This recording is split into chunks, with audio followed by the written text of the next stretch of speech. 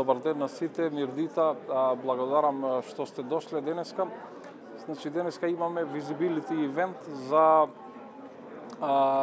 тоа што ние као Министерство за информатичко општество и администрација во овој период го правиме во делот на медиумите, односно на законите за медиумите.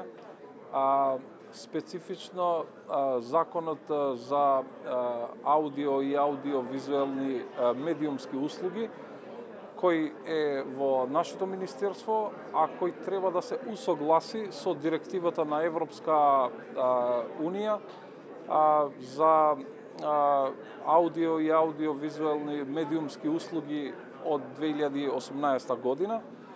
Заради тоа е формирана група на експерти со поддршка од Европската комисија, канцеларијата што е тука во Скопје. Значи, таму имаме експерти и од надвор, имаме и локални експерти од Македонија, имаме и експерти од нашето министерство.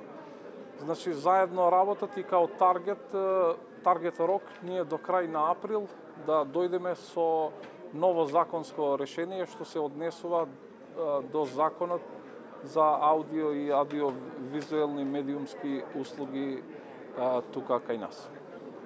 Што конкретно ќе се превзема, каде се корекциите? Мислам дека два сегменти се. Еден сегмент е усогласување со директивата на Европска комисија, а вториот сегмент е штом секоја држава има своји специфики и нашите околности тука во Северна Македонија имаме специфики.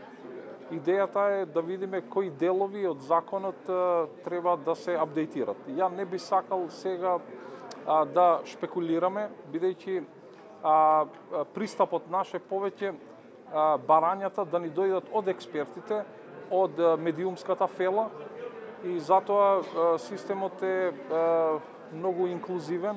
Сакаме сите барања да ни дојдат од самите експерти и од медиумите. Така што кога ќе имаме финализиран драфт, се надевам тоа ќе биде можеби до крај на март, ќе имаме и неколку јавни дебати каде ќе видиме дали нешто треба дополнително да се додаде или нешто што експертите предложиле треба да се тргне.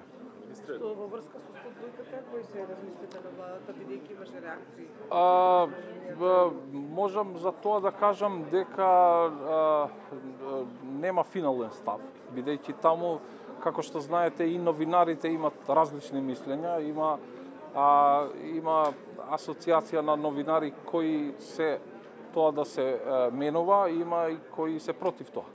Така што ние не сме граделе се уште финален став за тоа, меѓутоа да, и тоа е еден дел од работата на експертите да проверат како е ова практика во други држави и кои би биле последиците кај нас ако менуваме. Така што на крај, навистина, ако се менува нешто во тој дел, ќе се менува само ако има добри аргументи.